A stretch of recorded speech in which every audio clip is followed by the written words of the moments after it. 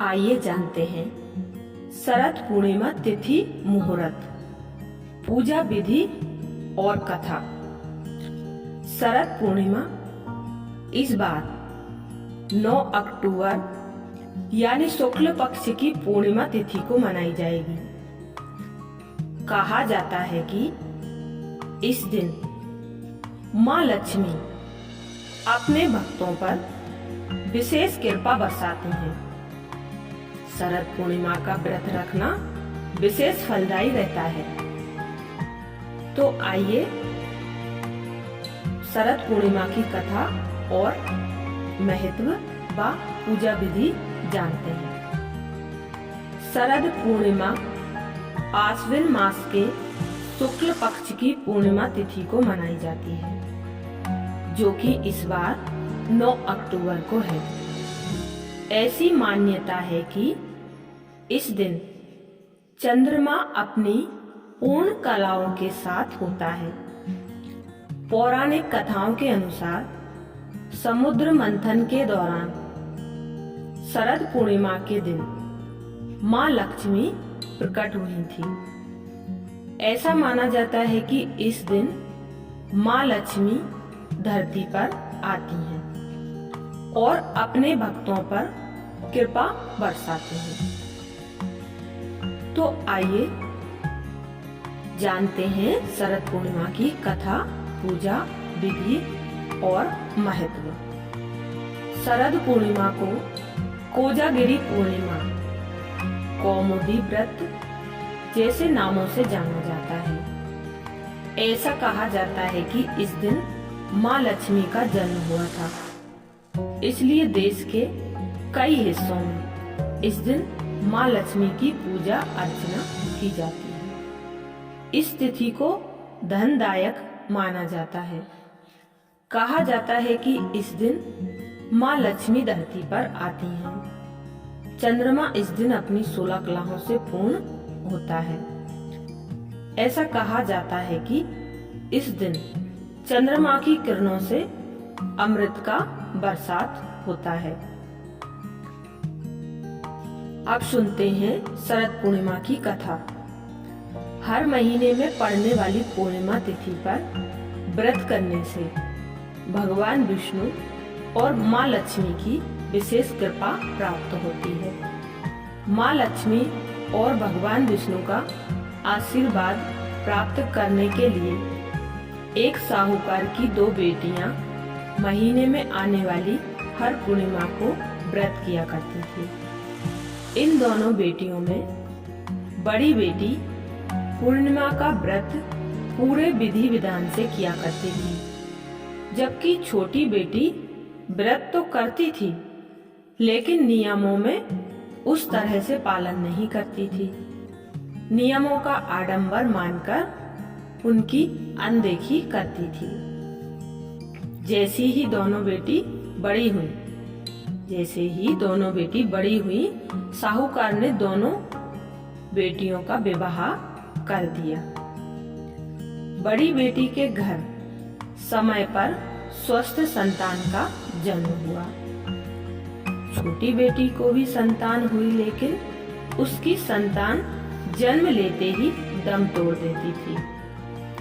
जब उसके साथ ऐसा 2 से 3 बार हो गया, तो उसने एक ब्राह्मण को बुलाकर अपनी पूरी व्यथा सुनाई।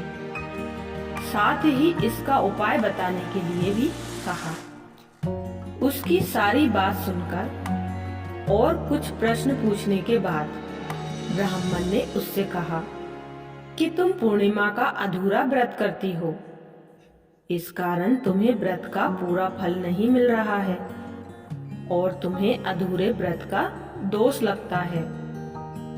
ब्राह्मण की बात सुनकर छोटी बेटी ने पूर्णिमा व्रत पूरे विधि विधान से करने का निर्णय लिया, लेकिन पूर्णिमा आने से पहले ही उसने एक बेटे को जन्म दिया। जन्म लेते ही बेटे की मृत्यु हो गई। इस पर उसने अपने बेटे के शव को एक पेड़ी पर रख दिया।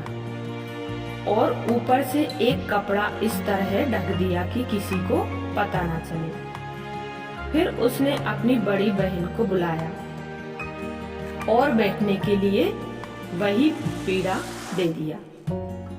जैसे ही बड़ी बहन उस पीढ़े पर बैठने लगी, उसके लहंगे की किनारी बच्चे को छू गई और वह जीवित होकर तुरंत रोने लगा।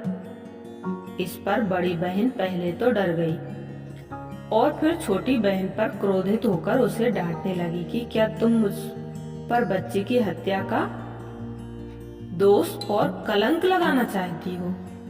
मेरे बैठने से यह बच्चा मर जाता तो?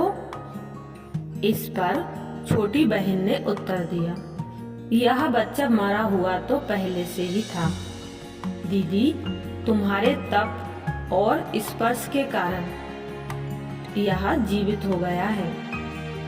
पूर्णिमा के दिन जो तुम व्रत और तप किया करती हो, उसके कारण तुम दिव्य तेज से परिपूर्ण और पवित्र हो गई हो। अब मैं भी तुम्हारी ही तरह व्रत और पूजन करूंगी। इसके बाद उसने पूर्णिमा व्रत विधि विधान से किया और इस व्रत के महत्व और फल का पूरे नगर में प्रचार किया।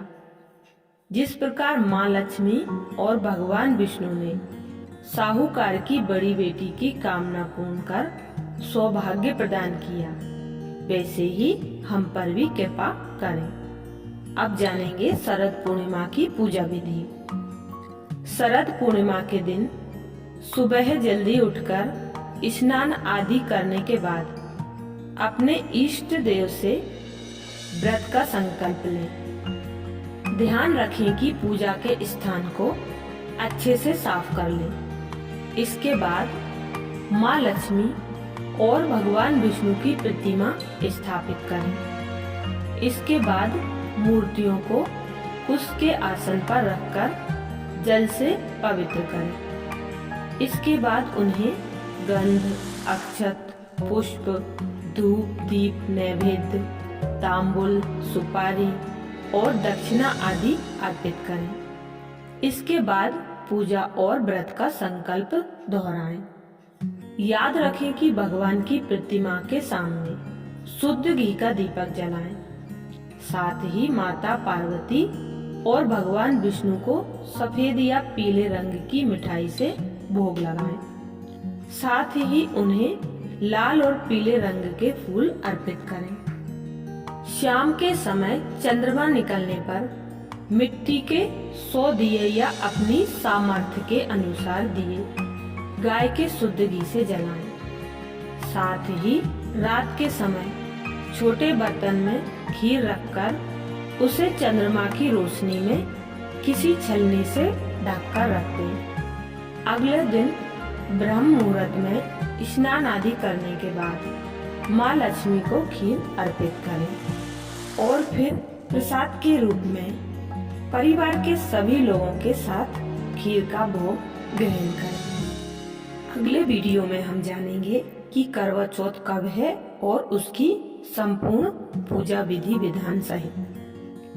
संपूर्ण 30 त्योहार की जानकारी के लिए चैनल को सब्सक्राइब करें।